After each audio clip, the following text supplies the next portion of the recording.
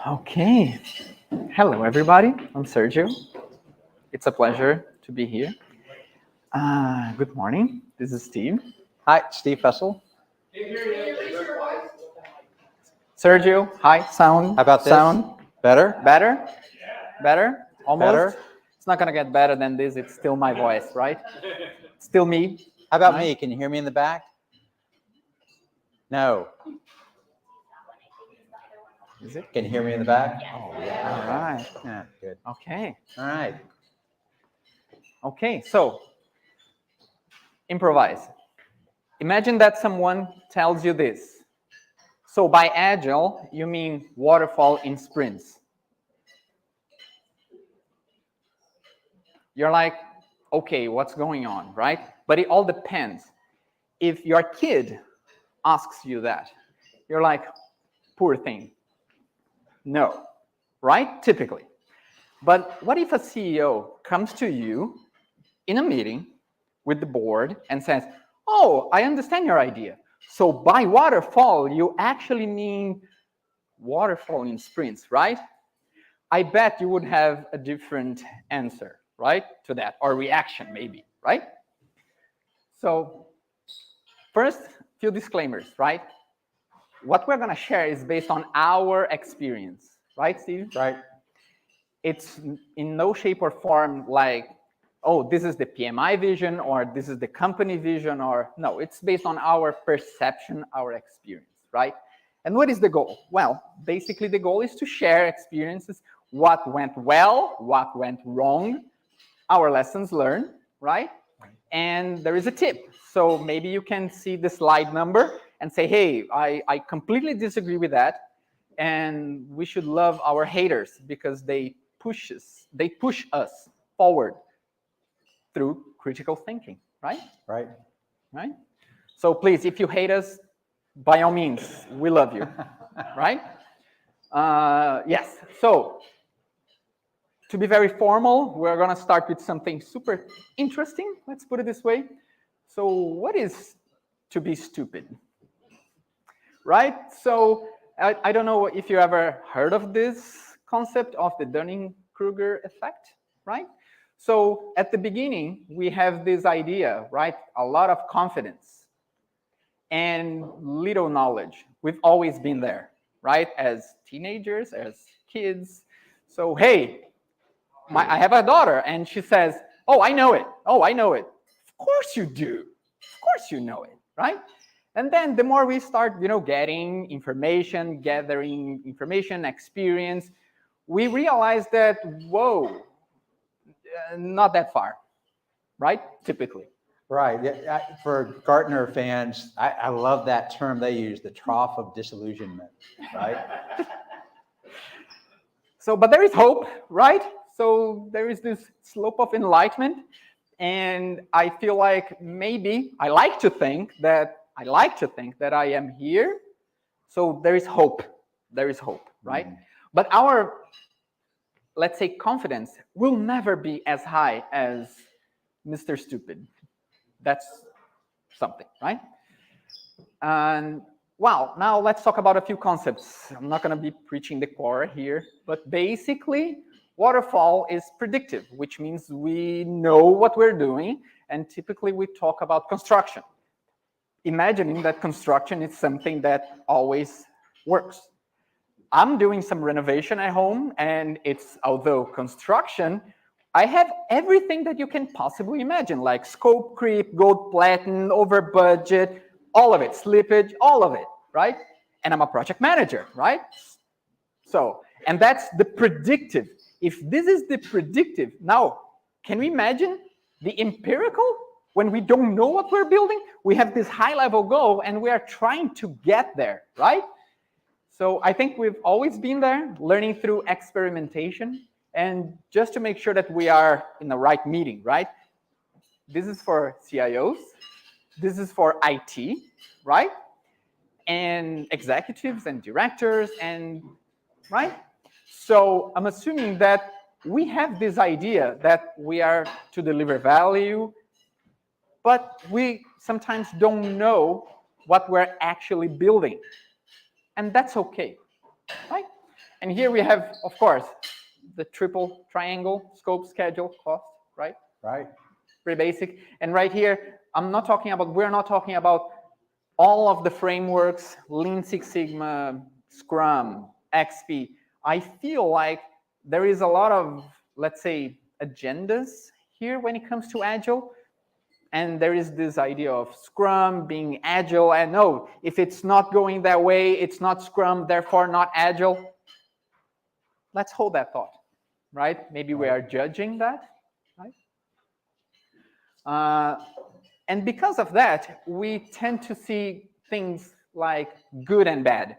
Oh, this is Agile, this is not Agile, and this is north, this is south. Let's shift left. Let's, do this because it's good and do that because it's bad. Let's put things into a different perspective. Last time I checked, we were in this tiny little planet called Earth, and Earth, last time I checked, was in the universe, and in the universe, there is no north and south. It's all about perspective, right? So every time we label something, we are putting some sort of feeling and some bad feelings about it, right? So Agile and Waterfall can be seen as tools. We use them as needed, right? So again, I hope some of you have seen this before, right? What the customer wants, what he wanted, how it was engineered, and how the sales executives describe it, right? Marketing, right? It's always perfect, and it has rainbows sometimes, right? And this is typically how the project is documented, typically, right? And we always have this, no, we're being agile, so no documentation, of course. And then this is how the customer was billed, of course, right? His perception, right? And this is what they actually wanted, right? Plain and simple. So, questions, right? What the customer wanted is one question, right? And it's tied to value and his perception. Another question could be what the customer needed. And I put kids here because if I ask my daughter, she's 11, and I ask her, hey, what do you want for breakfast? Well, I want Nutella. Sure. So if she wants that, I shall give her Nutella because I want to fulfill her expectations as a good dad, right? No? Well, maybe. Let's say maybe. Maybe once a week. I don't know. So let's be careful about what the customer wants and what the customer needs. Maybe another question would be what the customer is willing to pay, right? And it's irrelevant, basically, what they want and what they need. If they are willing to pay, maybe you do have a business case right there. They are willing to pay for that. You know it's maybe irrelevant from your point of view, but they're willing to pay. Example, diets. Everybody wants to be an athlete, right? Not everybody. Another assumption here, right? But are you willing to make sacrifices to get there? Are you willing to skip that sugar that day? Or no, every day I must have my chocolate. Of course, we all need dopamine every once in a while, right? Sergio, it gets to what you were talking about a little bit earlier, and that is these are all tools. And in discussions like prior to when I was getting some questions, and Randy and I talked for a few minutes, and I see Deb out there from PMI from forever. That we. I got my cert when there were 3 constraints, the 3 that you just saw. Now there are 5. But it goes to the point that, for instance, in this scenario, I used a tool from old Six Sigma Lean days called the needs of the business versus the voice of the customer, right? I see some heads nod and everything. It's a tool in the toolkit. So I'm hoping this discussion, as we get into kind of the more discussion and the organic part of this, will be to say, hey, yeah, not good or bad, like the previous slide, but what tools to use, when do you use them, how do you leverage them to improve outcomes? I want to get into that discussion. So yeah, absolutely. And then ultimately, what do we want? What do we want, right? So, and we quote something here, there are no facts, only interpretations. Right. I am probably, most likely, the villain in someone's story, and I don't even know. Can we live with that? We shall, right? So expectations alignment, right? So I say this is a 9. I say this is a 6. Who is right? Who is wrong? There is no right and wrong in this case, right? So by knowing yourself, maybe, right? Knowing yourself, knowing the company, knowing the roadmap, if any, right? We can try to be smart. We'll talk about it later, about this being smart, right? But this is from Sun Tzu. If you know your enemy and you know yourself, you need not to fear the result of 100 battles. And this is just a small piece of it. So knowledge, basically knowledge, experience is energy, is power. It does not mean that you'll have all the tools you want. Maybe you need, but we use what we have, right? So ultimately, how do we know whether we are doing the right things? We need some sort of metrics, right? Or KPIs. Do we need metrics? Do we need KPIs? We're not talking about gut feeling. And I could say, hey, if you do know where do ideas come from, let's have a conversation later. Because I am very interested in knowing that. I have studied a little bit, but still up in the air. So metrics, scope management, that was great when I started learning about project management. Oh, we have scope, this is what we have to do. Then we have schedule, we have cost. It was so beautiful. It was like opening up a new toolbox. Oh, now I can fix that. Oh, I wish I knew that. Then I learned a little bit about program management and benefit management. Oh, now we don't have to worry too much about the scope, and change is not a big problem because we can pursue change. We can actually see change as an opportunity if we are still in alignment with the benefit management, aka program management. The framework for program management is a good tool. Then we have value management. Then we have strategy alignment, portfolio management. Then we have Lean Six Sigma, when we can, basically reduce wasteful activities and focus on what really works, using previous data to come up with solutions, with suggestions, recommendations, so we fine-tune our efficiency, right? That's basically, in a nutshell, the concept of Lean Six Sigma, right? And although they work, we have to set a baseline first. Okay, what are you comparing against? So we see that you are on track or not. But once you do that, the one can argue that it's no longer agile. Because if you know what you're doing and you're working towards, are you experimenting? Are you learning through experimentation? You set that deadline, you set that goal. Oh, I'm going to do this. I'm going to improve profitability by 5% in the next year or so. Great. How are you going to do that? It's a challenge. No problem. No worries there. But is this agile? Is it helpful? And how about the Scrum team? If you have a development team, we have story points, right? But I would argue that every person will take different times to do their work. How do we compare? Oh, we get an average, and we say on average, based on this team, this is the story points. And we have that basically to control stress. Why? What if we say we have no plan here in this presentation and we're just going to talk? Everybody potentially would freak out. What do you mean you don't know what you're talking about? What do you mean you don't have a plan? Maybe we do have a plan. Maybe we can adapt. Maybe. So we say we have a plan. We say we have a goal, very high level, and maybe 80-20 Pareto's, right? So 80% there, 20% to be improved or taught or learned, right? And so sometimes we have a plan just to use and cope with stress management. Okay, the board needs something. Let's give them something. Okay, let's do this roadmap exercise. Let's start with parametric, analogous estimation. We're not going to do bottom-up because this is not waterfall. Come on, right? So we start with parametric. We start with analogous. Let's see if the project, the portfolio is aligned with the strategy. And we create this 5-year roadmap. Beautiful. And then we keep working towards our health checks, gate checks to fine-tune. That's great. You work on your stress management right there.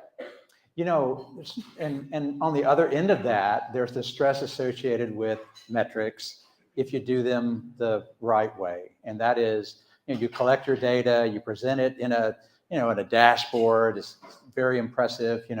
Somebody asks, how far are you along in the project? Of course, you look at your algorithm, you go, we're 74%, and that, right? I mean, I hear some laughter and it's justified. Who knows? You integrate earned value management in there to say, hey, have you burned through half the money? Are you halfway through? Do you have halfway to go? That helps us get in the ballpark. But what I found, and in my experience is that a lot of times it's more stressful to do the metrics, right? I mean, you're burning daylight trying to figure out how to report it instead of doing those individual tasks, working through the project plan and the work breakdown structure and everything. No more have I seen this stressful, and especially in the past couple of years, than in the metrics that we do with performance management. It's a softer thing, but also involved, you really need really good people to do this. How many people, so and not to get us way off on a limb, but how many folks have an annual review process in your organization? Where, you score 1 through 5, are you for honesty, whatever that means. Honesty to me is kind of binary. You either are honest or you aren't, right? So, but it's a metric that we use. Gallup says 92%, uses the term 92% of all employees, including managers, do not think there's significant value in the performance review process. And I use that just as an example to say that, in these projects, oftentimes we go through all these incredible exercises, and then we know in this room that the data isn't good, but we throw it up there anyway because that's the expectation, right? So it is. So stress management both ways, right? Yeah. How many times have we seen, okay, we have to work towards this goal, and I need a business case, a solid business case. Can you provide a business case for me so we can work on this, I don't know, predictive something, AI? Then we can, okay, we'll give you $1 million. Okay, well, it depends, right? I have this sample and I have no clue what I'm doing. But if I reduce this sample and get the KPIs just there, I can say a lot of lies saying only truth. I've seen this before. And there is something called politics that happens everywhere. We must be aware of that. It's almost invisible, right? So it all boils down to change management, right? So what do you do when you realize you're digging your own grave, right? That's interesting, right? So I think there was a good answer over here. I mean, several people chuckled. Stop digging. Yeah, right. That's right. Yes, it's in the books. Stop digging, right? What if it's your team or your company? Let me tell you a little secret. Well, not secret. I'm not going to point fingers and all of that. But I have been, when you don't know who the sucker is, then you are the sucker. You know that thing? So I was in a meeting with the board, and I was like, okay, but wait a minute. Are you telling me that I have to build this, and then I have to return that, and then in the next fiscal year, you're going to pay me back? Is that right? Yes. And then I realized, why did I say that out loud? Why? 2 weeks later, I was no longer there. So lesson learned. Learn when to do it. So digging your own grave, hey, this project is going nowhere. Can we kill it? How many times have I told people that, right? Now I'm like, okay, hold your horses. Remember, you need a job, right? Of course, we need ethics, PMI, all of that, of course. But do you report your boss and do it? Okay, it's a political situation. So I would like to propose a different approach, which is philosophy, right? Later on, I can tell a little bit about this story about this, but typically people don't want to be taught out of their own illusions. And it's some sort of religion. If you like Agile, you know Agile, you will protect and obey, typically. Remember the critical thinking, that, oh, I know this, so this will solve everything. If all you have is a hammer, everything is a nail, right? So what is this idea of the allegory or of the cave or Plato's cave? So I'm going to briefly tell you about this. This story is about a group of people that they were confined in a cave, and they stayed there for a couple years, and they could see anything but shades of life, right? And after a couple of years or some time, one person could get out of there, escape. And that person saw the world for the first time. So his eyes were so blind. He was blind. He was like, what is this light? He couldn't understand. He was in denial. No, I must be dreaming. This is something, what is this? He saw the blue sky. He saw the sun. He saw green for the first time. He saw animals, the wilderness, right? And then he was so excited about his new discovery that he went back to the cave because he thought that if it's good for me, it must be good for others. So I'm going to tell my friends, people I have lived with, I'm going to tell all of them that this is what they can do. So he went back to the cave. And because he was so used to having light, and his body adapted. So when he went down to the cave, he couldn't see anymore. He was blind again. Like, okay, what is this? And when people saw him there, they misjudged him like he has a disease. He was talking nonsenses. He was saying he couldn't see anymore, and everybody could. He was a different person. They treated as a disease, and they ultimately killed him. So, and perhaps the end of the story is they died themselves, right? Early in 2000, turn of the century, my background before I got into local government work was in telecom, and so we went out to replace. I worked for Sprint. We went out to replace our entire edge-to-edge network. We're using a technology called packet switching, and it was predecessor to IP, right? The internet protocol. So while the internet protocol was still kind of in the dish, working it up and everything, we were going to do this $8 billion thing, and it just wasn't working out that well. And I can remember going to my boss and saying, "Hey, not working out that well. I don't want to do these projects anymore." I managed the PMO at that time. And my boss said, you realize that, you guys are charging to this. If you don't, do you understand that if you can't charge to this, your PMO, doesn't have any money? I mean, what are you trying to do? Anyway, there's a whole story associated with that. But the short story is that, man, 2000, you go out to Research Triangle up there in Raleigh, and every other building was a Nortel building, right? Largest telecom provider in the world. And, so I kind of feel like I went back in the cave and said, hey, the real, IP's out there, and they said, no, that's not where we're going. And now there is no Nortel, right? So, yeah. So one, lesson learned, assess the organizational change readiness. Right. Are they ready for that? Maybe you have a lot of content, you have a lot of ideas, but they're not ready for it. It's just like trying to teach, a baby how to run, right? Walk, crawl, run, maybe, right? So tips, right? So change management and expectations, right? So this guy here said, I don't really care about being right. I just care about success, right? So maybe it's not about being right anyway. What if you did something wrong and people mistreated you because it was wrong, but it worked? So you were successful. I remember a few years ago, maybe decades, when I was teaching, some coordinator came to me and said, Sergio, I don't like our methods, but they do work. What can we do? I said, first off, thank you and I love you. Thank you.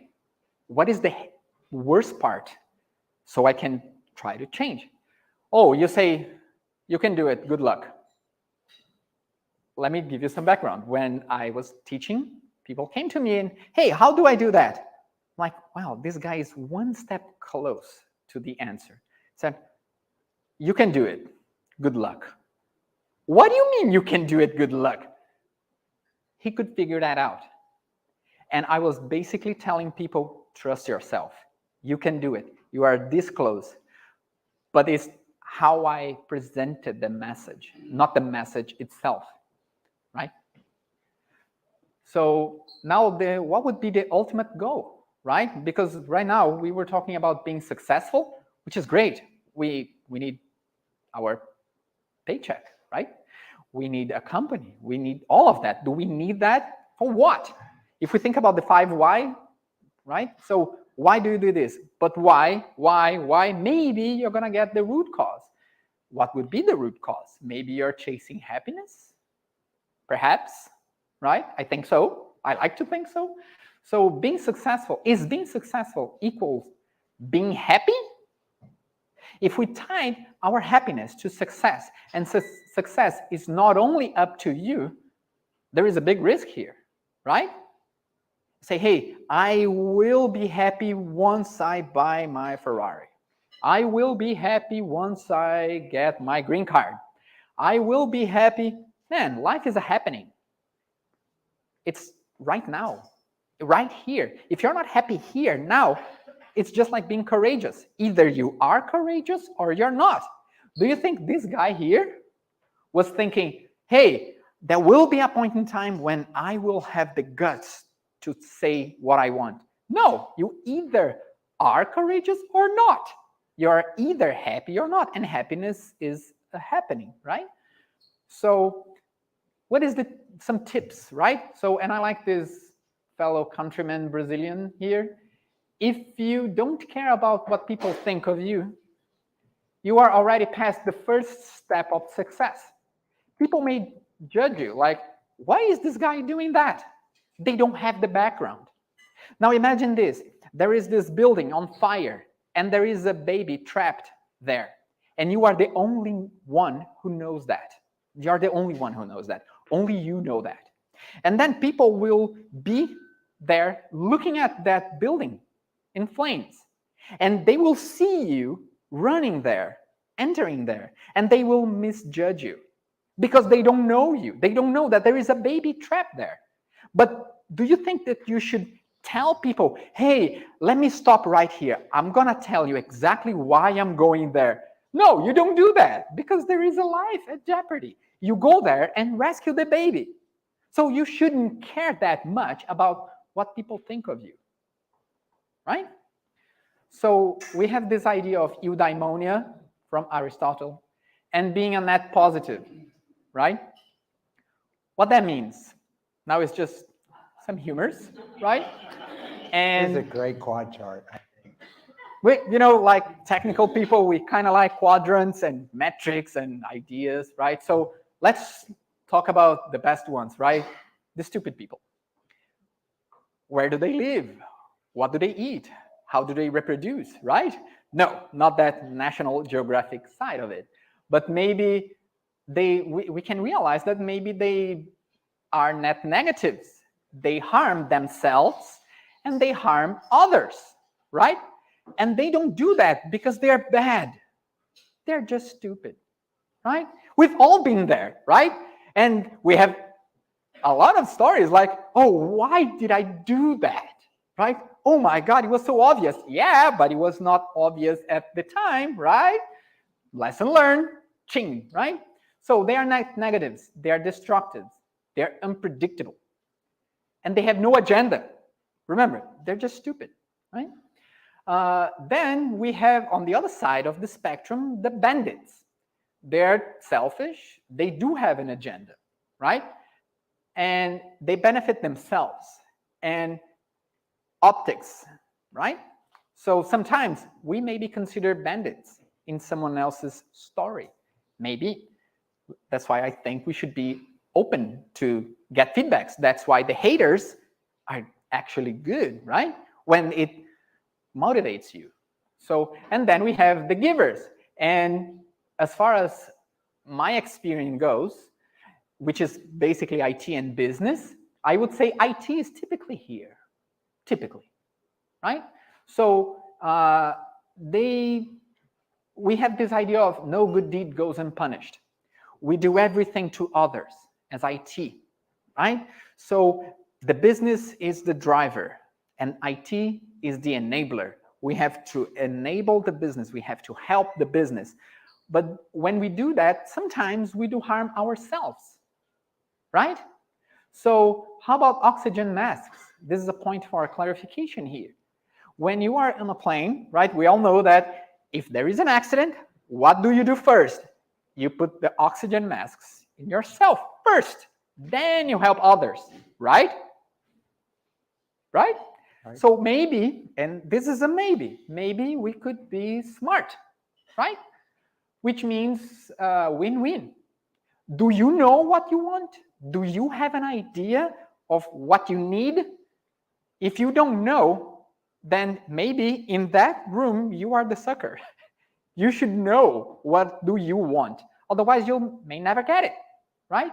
So let's be intelligent. Let's be net positive, right? And just to go back here, this idea of eudaimonia from Aristotle is basically being the best version of yourself. And this is mindfulness, right? So in that sense, I would like to briefly talk about a little bit about my background, because I'm throwing something different here. Instead of talking about my background before, I'm saying that afterwards, because I would like to provoke that, okay, who is this guy? What is he talking about, right? So now that I have spoken most of it, right? So let me tell you a little story. I started my career as a software developer. Then I started working as a project manager, program manager, portfolio manager, CIO, CTO, CEO, and then and of course, along the way, I got some certifications, bachelor, MBA, all of those things, started teaching in universities. But I was basically pursuing something, that happiness, that goodie, like a kid looking for a candy bar. We want that thing. And we go from one step to another because we don't know what it is. So I was chasing something just like the kid chasing a candy bar. And then it was good until a certain point. And we can call this continuous improvement. We can call it, right? So just an idea. Then I sold everything, I got bored, came to the US, and here we are, right? Right, right. So why not? What could go wrong, right? Right. So is this empirical or what? Right. So, well, that's what we have. Yeah. You know, oftentimes, been my experience, that the bigger part of this is the discussion, you know, after the slide deck. And to give you a little bit idea of my background, you know, I got certified as a project management professional in 2005. Background technology, but old enough technology where I'm not really a practitioner. My wife is our tier 2 support at home. Just saying.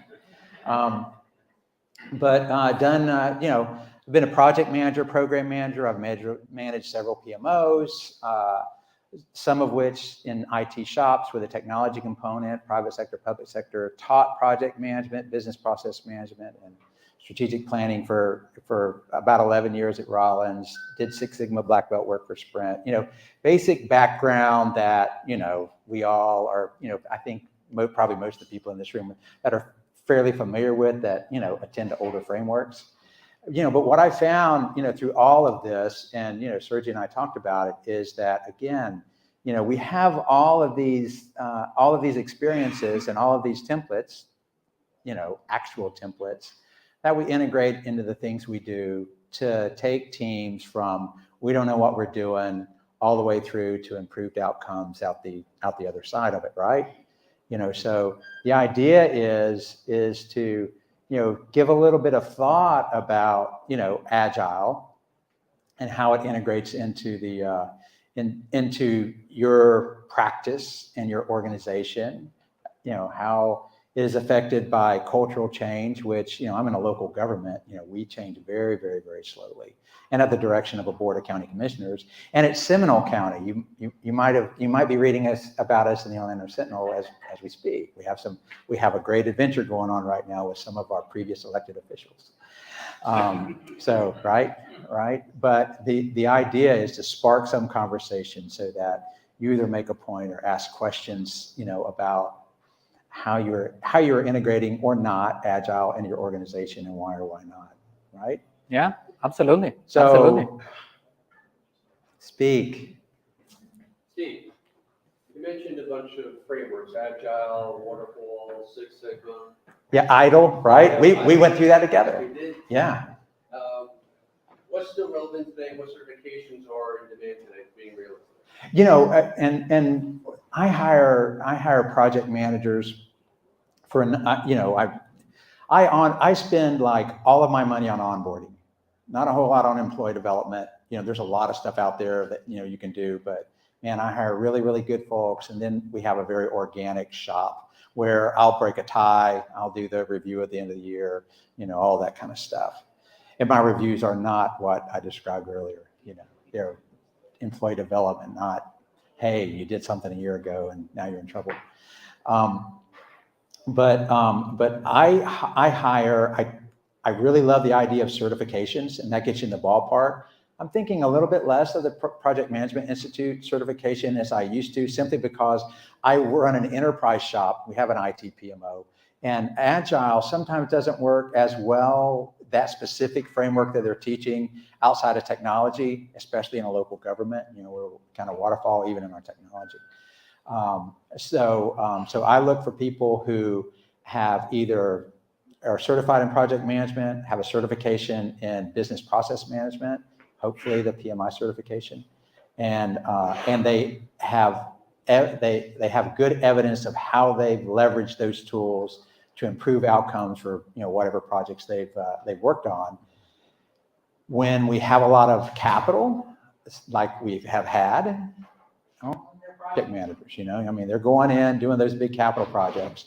When there is no money left so that you can keep your PMO, I really like the idea of them being business analysts, so that their whole goal is to reduce operating expenses and prove that in, and if they can, if I can remember when I worked for Sprint, our goal as black belts were to do 5 times our salary in OPEX savings. It wasn't that hard to get to, but every year we could go back and say, hey, you need to keep us around because, we're making 5 times what we cost, right?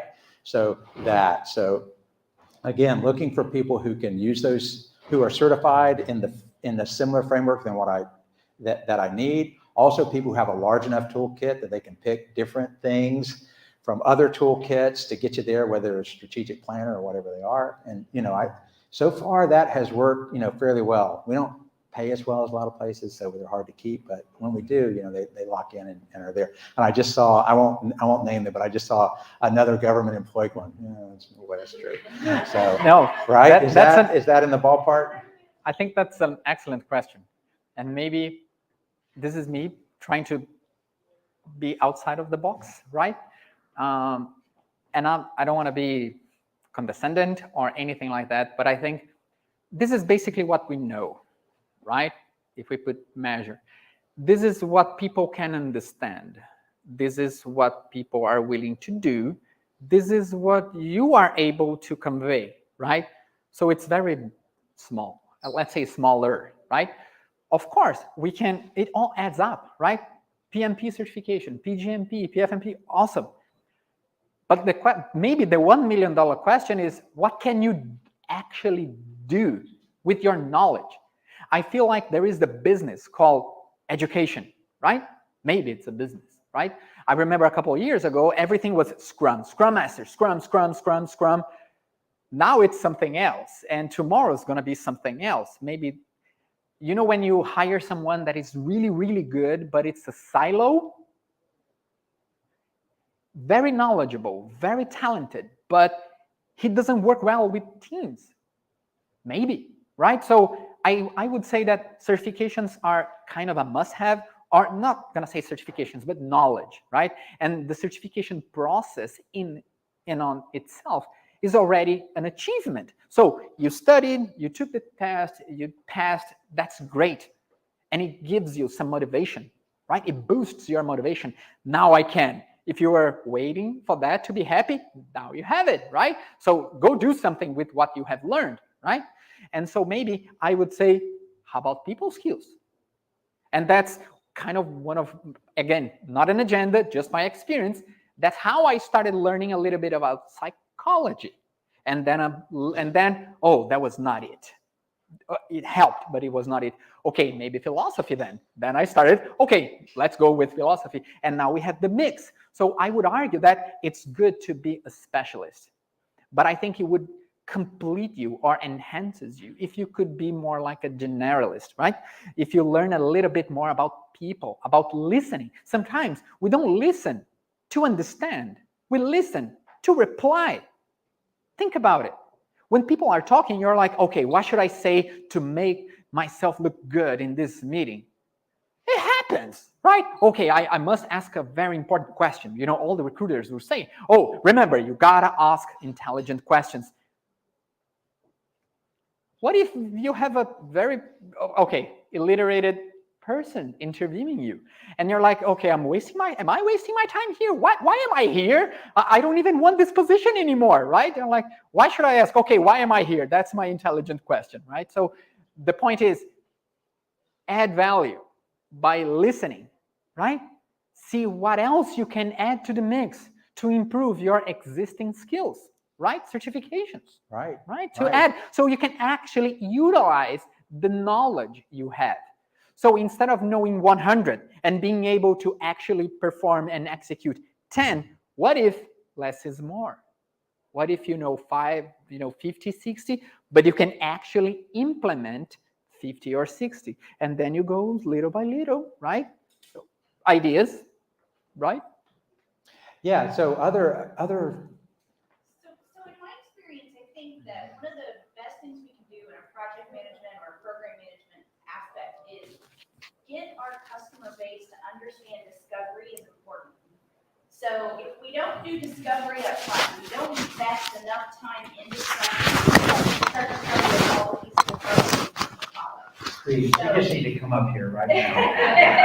Because I think that. So that's one of the most common things that I see miss in a project. Now, I don't mean discovery in the fashion that you've looked up every single requirement or every single process, but if you only spend a day on discovery and your project is an 18-month project, then spend enough time to figure out what you need to. And that's what causes derailment off the top. And it's also not a valued skill by companies to go and do discovery. So I think we have to do a better job of educating our customers as to why that's important, to then get the design right and then go and actually execute. Man, I tell you what, yeah, if, you mentioned 80-20, is that 80% time planning and 20% time execution? I love, best takeaway so far. Thank you for sharing that. I agree. Yeah. No, I think, well, remember, people don't want to be taught out of their illusions. The customer knows what he wants. There is no discovery. It's obvious. I know. I want this. Why do you need 3 days? I already told you. What else do you need, right? So maybe that's the change management. I totally agree with you. When we barely understand what we're doing, How can you possibly deliver if the business is not able to put words in it?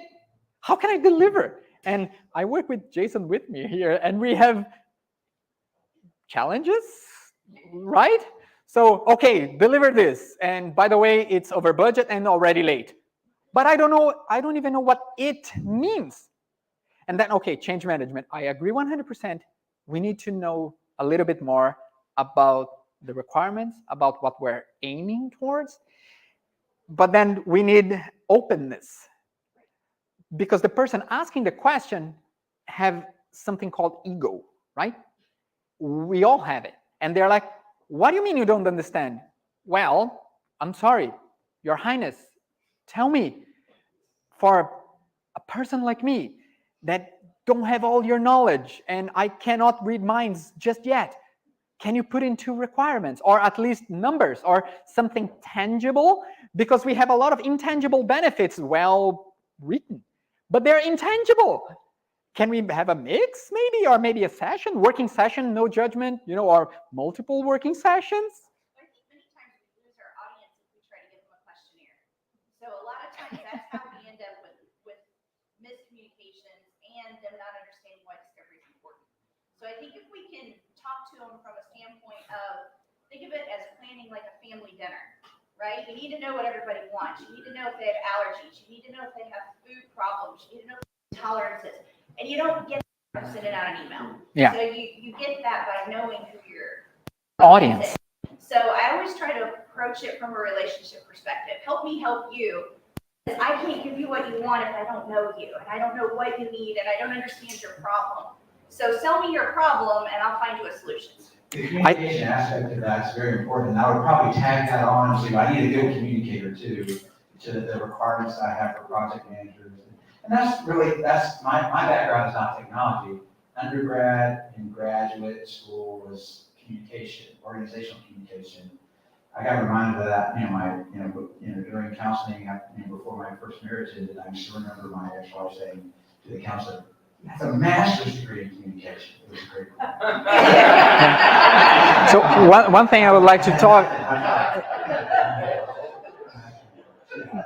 My professional purpose statement.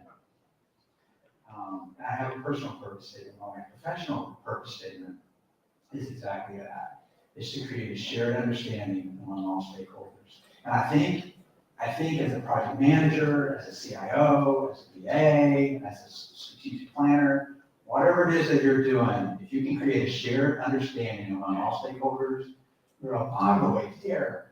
And that's just to say, it was underscored by your actual experience and saying what you just said. That's very meaningful to me. And I know that there are a lot of people out here that have, the pressure, very meaningful things to add to this conversation or questions to ask. So let's put it back up again. Does somebody else have their hand up? Oh, Deb? Yeah, I would say one of the best toolkits that I make use of is emotional intelligence. Oh, yeah. Because it feeds into your point about understanding requirements and discovery. It allows you to tell a manager, we're not going down the right path in a language he can understand. So instead of protecting yourself, you can share it differently so they understand it. I love that. If you Google UC Berkeley emotional intelligence, there's a 20-question test out there that's been vetted enough. I mean, it's valid and reliable enough to get you in the ballpark. 20 questions. What you do is you go in and you look at this person and their expression, and you choose from multiple choice, what they were experiencing. And then you get to the end of the 20 questions, and it tells you, you're pretty good at reading other people, you have pretty good emotional intelligence, or you really suck, and or somewhere in the middle. And I think tools like that, where you can kind of self-assess and see, what your perception is, and maybe if there's a path for you, if it's a strength or it's an opportunity, is really good. So go search that. It's pretty cool. Really, only takes 5 minutes. Yeah, quick tip. From my experience, right? So to your point, excellent point, emotional intelligence, that's it, you nailed it. That's emotional intelligence. Now, when you have a meeting, typically, and you say, hey, let's talk about the requirements, and you hear crickets, it means they don't trust you.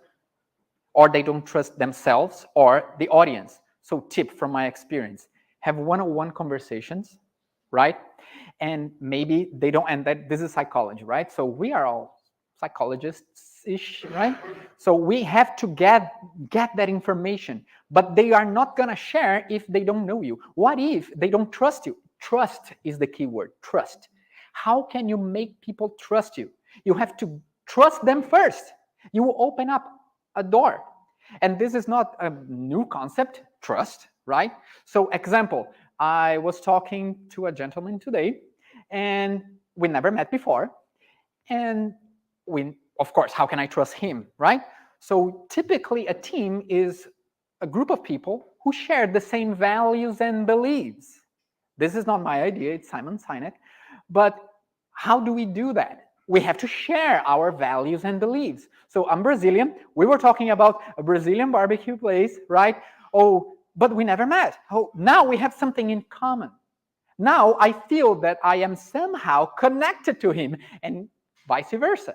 So it's just the same thing. I am in France and I'm planning about going to this restaurant, and then I hear someone speaking Portuguese and I'm like, wow, there is a Brazilian here. Oh my God, where do they come from, right? Okay, hey, how are you? Oh, I never met that person. But after 5 seconds, boom, we're best friends because we have something in common. And then she said, oh, don't go to that restaurant, go to this one. And I immediately trusted her. Why? Because of our shared values and beliefs. That's how people can trust you.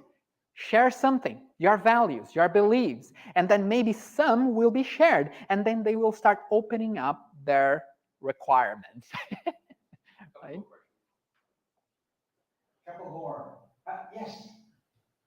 So I just wanted to add one more thing to the discussion, because now we have so many virtual meetings that it's been challenging to build the trust and to understand the requirements, because a lot of times people are not even paying attention on what you're saying, because you don't see the person, you have like 10 people in a meeting, maybe 1 or 2 are really engaged.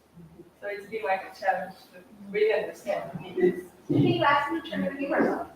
Yeah, that's. So we've done that in any of those. We actually put in the meeting notice, cameras are required. And that way, if somebody comes on, we actually will call them out that they don't have their camera on. I try to keep those calls to 30 minutes. I found that if you go to an hour or 90 minutes or 2 hours, even with cameras on, people have to have that other screen up there, so they're going to keep working.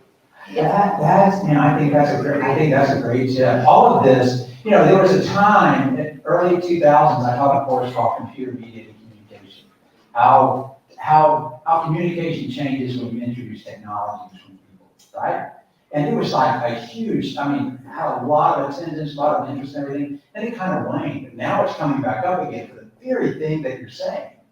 There are concepts like what we call disassociative anonymity, where you have geographical distance between you, things don't go as well. And people get real bold when they aren't exactly in the room with you. And there are still things missing, right? Smell. Not that that's a big component or anything, but Sometimes good and bad. We aren't there yet to truly virtual. They did that one time. There was a gaming company that had a component that they called I Smell. Do you ever hear that? Yeah, it didn't last. You know why? Because you play like 3 games and your room is not garbage, right? Because it would be different smells, right? All aggregated, Yeah. But yeah, I think that the mediated communication, there's a book by Keith Ferrazzi, and he uses this term called radical adaptability. And it's all the things that have happened in the past 3 years that we've had to do. We've had to become this radically adaptable organization, and we've learned things like you can't go for 30 minutes because, and that's kind of a learning. That's a real reminder for me, because I do tend to have longer meetings, so I'm learning from that. But all those things that you learned in the past 3 years, how to make sure that we capture and keep that intellectual capital and keep it going forward. It's a framework for Harvard Business School called Going Forward to Work, utilizing what we learned, like the Zoom team and all that. It's a great book. I don't know Keith. Yeah. One more? Yes. Alright, so I want to go back to that stupid quadrant. That thing rocks, man. Yeah, and people who know me will probably tell you that I've been on in all those 4 quadrants. We all are. Sometimes We'll in the all- same day. We all have. Oh, Oh yeah. Maybe sometimes in the same meeting, right? So the thing is, as we all are pointing out, right, it's a lot about knowing the team and the teamwork. What are some of the techniques which can help us identify, where people are in that quadrant and enable them to move to another quadrant if needed? Because you do need a cohesion in the team and have people thinking similarly in a similar quadrant to achieve objectives. So some of the techniques you could find out. I think it will never be able to do that, ever. If you set that expectation, you'll never be happy, because there will always be people hating you. There will always be people with an agenda. There will, unfortunately, challenging people, let's put it this way, there will always be. So we cannot change others. We cannot. We may be able to change ourselves and our approach, our lenses. And then if people don't change, we change, right? I would say that if you want people to yell, you yell. You don't say whisper or quiet, and then they will say, I'm not yelling. You're saying something, but you're doing something else. People will mimic you naturally. And there is something called nonverbal communication tied to emotional intelligence. If you want people, and it's just a test, you can do that, right? So one of the secrets of, let's say, engaging stakeholders, you can use mirroring and shadowing. So if a person is like this in a meeting, you start doing this, and then they will, let's say, unconsciously trust you, unconsciously, right? And then you'll start with the inception process. What if we did that? And then the person will have that idea. Oh, what if we did that? Awesome. You get exactly where they want it, right? You got it, right? So there are multiple techniques to, let's say, work with stakeholder engagement. That's why I think psychology is really interesting, right? And practice, but set your expectations.